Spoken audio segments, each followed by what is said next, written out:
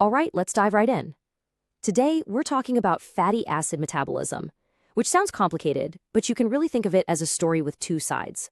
On one side, we've got how our body builds fat to store energy for later, and on the other, how it breaks that exact same fat down when it needs fuel. These two processes, synthesis and oxidation, are really just two sides of the same metabolic coin. And that brings us to the big question for today. How on earth can one tiny molecule, acetyl-CoA, be at the center of both of these opposing jobs? I mean, it's the fundamental building block for making fat, but it's also the final product when you burn fat. It feels like a contradiction, right? How does the body manage this? Well, that's exactly what we're going to unravel. We're going to follow the journey of acetyl-CoA and put these two pathways right next to each other.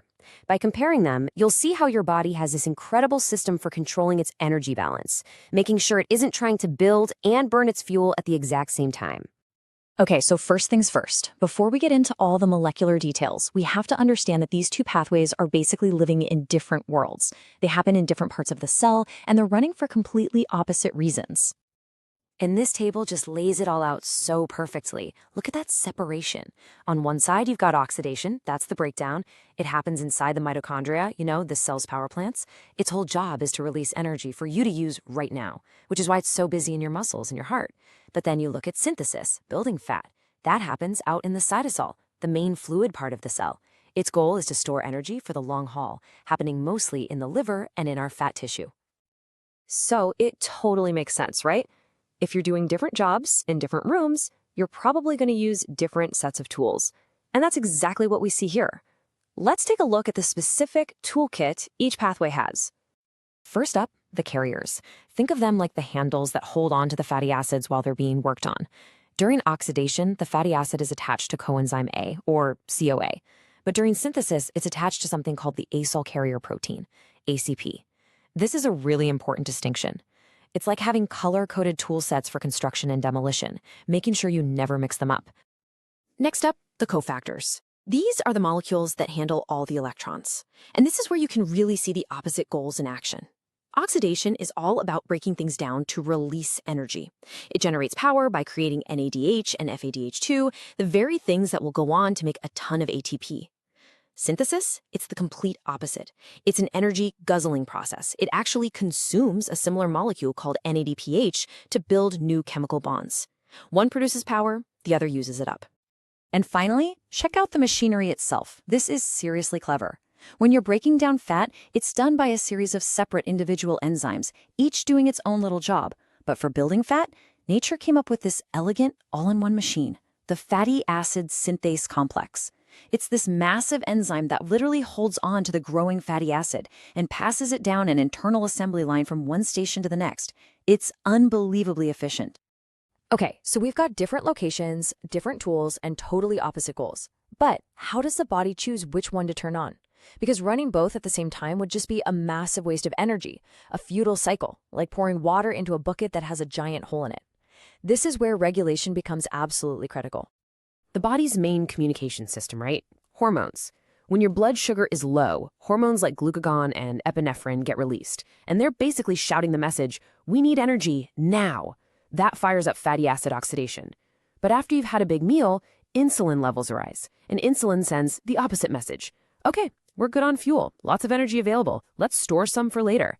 And that, of course, stimulates fatty acid synthesis. And this is the absolute masterstroke of the whole system. The very first molecule you make when you decide to build fat, a molecule called malonyl-CoA, also acts as a powerful off switch for burning fat. It literally blocks the transport system, the carnitine shuttle that gets fatty acids into the mitochondria. So the second the cell commits to making fat, bam, it slams the door shut on burning fat. It's such a simple and brilliant way to prevent that wasteful cycle. So this system is, beautifully balanced. But what happens when it all goes wrong, when this regulation breaks down? Understanding this balance is the key to understanding a lot of important clinical conditions. Let's take fatty liver disease. A classic cause is chronic alcohol use. Here's what happens. When the liver is busy metabolizing alcohol, it throws the whole energy balance out of whack. It basically shuts down fat oxidation and cranks up fat synthesis. So the liver starts making all this fat and has nowhere to send it, and it just starts accumulating right there in the liver cells. Hey, remember that carnitine shuttle we just talked about? The one that's like a taxi for fatty acids to get into the mitochondria? Well, if you have a carnitine deficiency, that taxi service breaks down. Your body just can't effectively burn long-chain fatty acids for fuel anymore. That leads to muscle weakness and a dangerous buildup of those unused fats in your tissues. And in uncontrolled diabetes, it's a whole different kind of imbalance. Without insulin, the body's cells can't take up glucose, so they think they're starving. This triggers a massive breakdown of stored fat.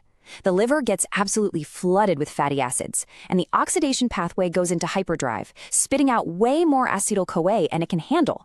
The liver's solution? Convert the excess into ketone bodies. But too many of these acidic molecules can lead to a life-threatening condition called ketoacidosis. Okay, deep breath. Let's do a super quick review to lock all this in. Oxidation for energy release. It's in the mitochondria, revved up by glucagon, uses NAD+ and FAD, carries on CoA, and is shut down by malonyl-CoA. Synthesis for energy storage. It's in the cytosol, revved up by insulin, uses NADPH, carries on ACP, and gets a green light from citrate. Got it? Good. So, we'll end with this thought. We just talked about ketone bodies being this dangerous thing in diabetes. But in a state of true starvation, those exact same molecules become a critical lifeline. They become the primary fuel that keeps your brain running when there's no glucose left. It's just a perfect reminder that in metabolism, context is absolutely everything. Thanks for joining me.